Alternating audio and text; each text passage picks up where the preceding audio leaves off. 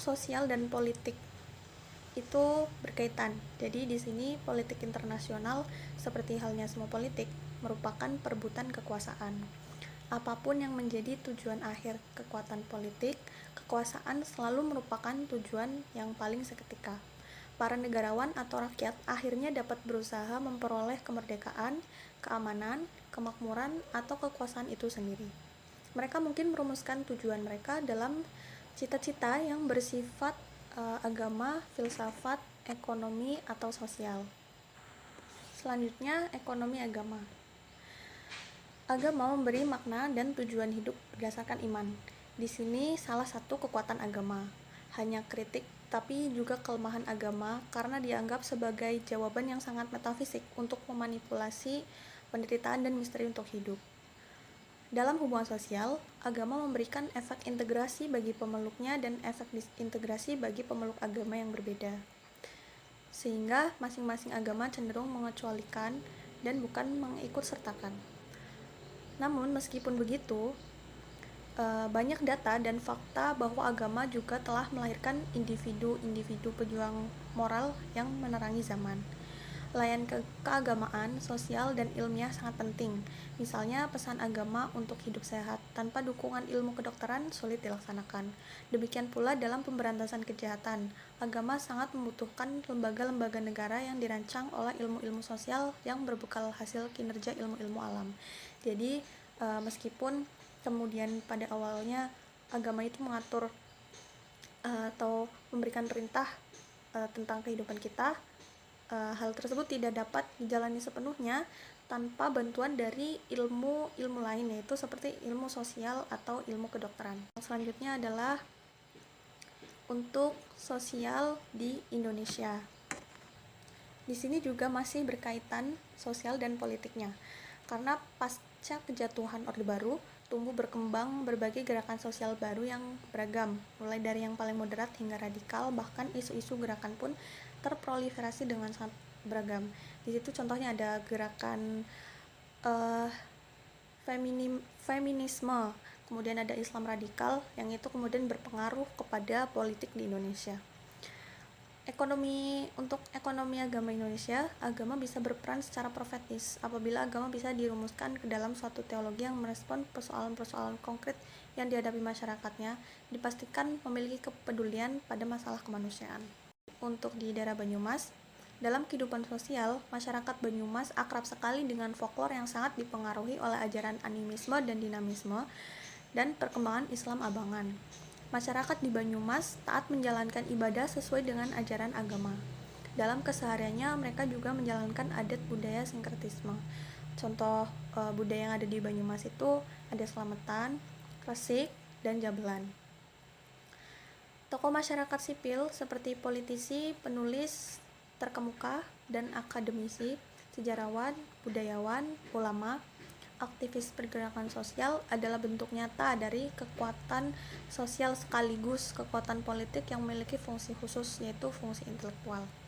Kekuatan politik kaum cendekiawan di Banyumas dengan pengetahuan yang mereka miliki mampu menjadikan modal untuk membentuk kekuatan politik dalam melawan hegemoni penguasa. Dan yang terakhir, ekonomi agamanya.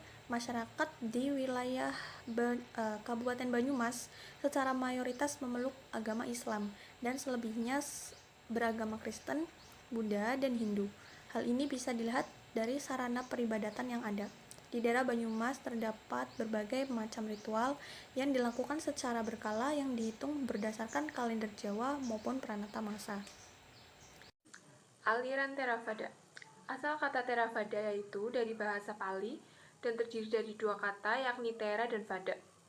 Thera artinya sesepuh, khususnya sesepuh terdahulu, dan Vada yang artinya petuah atau perkataan. Jadi, Theravada berarti petuah para sesepuh.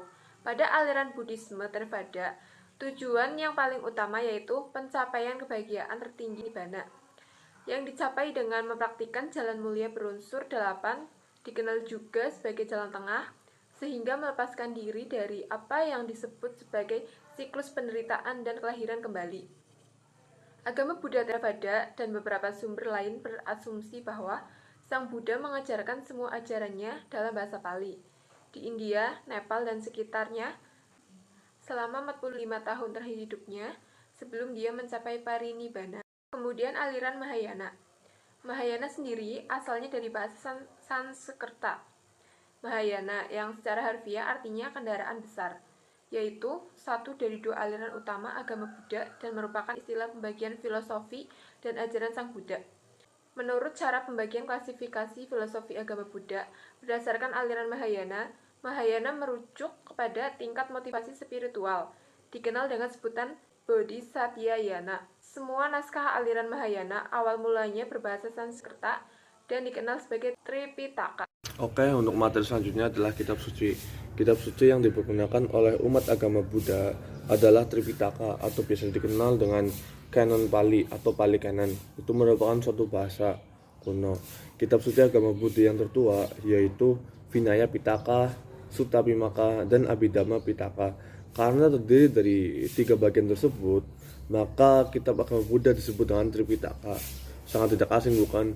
Dulu saya yakin waktu kalian masih di SMP maupun di SMA pernah mendengar tentang kitab Tripitaka, yaitu kitab suci dari agama Buddha itu sendiri.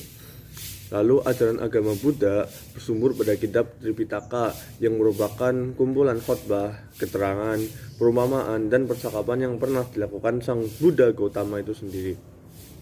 Karena itu, isi kitab tersebut tidak semuanya berasal dari Sang Buddha sendiri, melainkan juga kata-kata dari komentar murid-muridnya, kayak saran dan sebagainya.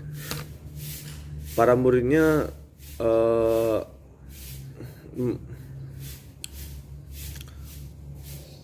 oleh para muridnya, sumber ajaran tersebut dipilah menjadi kelompok besar yang dikenal dengan Pitaka atau keranjang, yaitu Sutta Pitaka, Vinaya Pitaka, dan Abhidhamma Pitaka.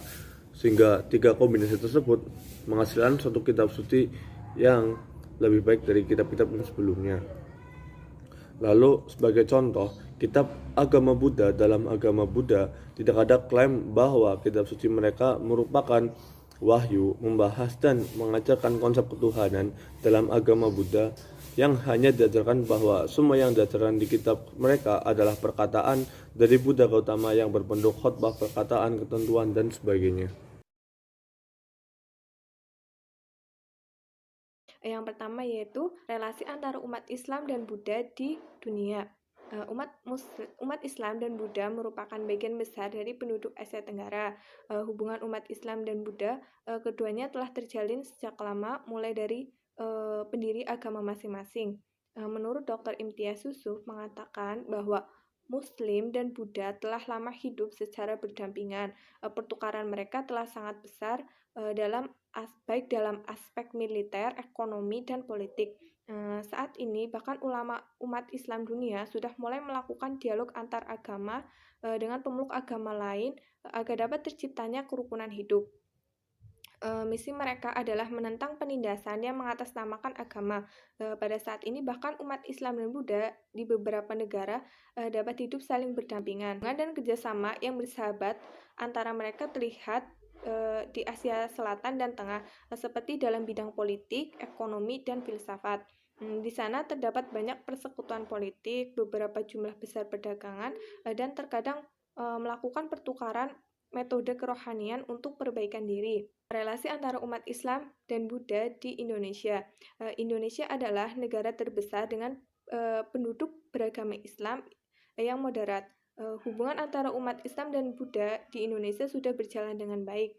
Seperti contohnya itu, untuk menjaga interaksi sosial yang baik dalam persaingan ekonomi, mereka yang beragama non-Muslim termasuk Buddha yang membuka warung makanan, mereka itu biasanya mencantumkan label halal di setiap warungnya atau daftar menu. Bukan hanya di Indonesia sebenarnya, di beberapa negara biasanya mereka yang hidup berdampingan dengan umat Muslim, mereka biasanya mencantumkan label halal di tempat makan mereka. Selain itu, pemerintahan Indonesia untuk mempererat persaudaraan antara Muslim dan non-Muslim, termasuk Buddha, membentuk kerjasama, salah satunya dalam pendidikan, untuk mengembangkan dan menyelenggarakan bentuk-bentuk kegiatan pendidikan, pelatihan multikultural dan kebangsaan baik guru dan rohaniawan serta pimpinan ormas keagamaan. Relasi antara umat Islam dan Buddha di Kabupaten Banyumas. Masyarakat Kabupaten Banyumas banyak hidup berdampingan dengan non-Muslim. Salah satunya agama Buddha. Mereka saling hidup rukun dan bertoleransi. Seperti saat umat Muslim melaksanakan sholat berjamaah di masjid dengan suara azannya dan bacaan sholatnya, umat Buddha tidak merasa terganggu. Begitupun saat umat Buddha melakukan upacara keagamaan di vihara, umat Muslim dapat bersikap bertoleransi dan tidak pernah mengganggu. Sikap toleransi di Kabupaten Banyumas antara umat Islam dan agama-agama lain berjalan dengan baik seperti saling bekerjasama, membangun komunikasi dan kebersamaan antar tokoh keagamaan, dan senantiasa mengantisipasi permasalahan sosial yang terjadi di masyarakat, serta cara merumuskan penyelesaiannya dengan bermusyawarah bersama. Itu merupakan salah satu bentuk relasi antara umat Islam dan Buddha di Kabupaten Banyumas.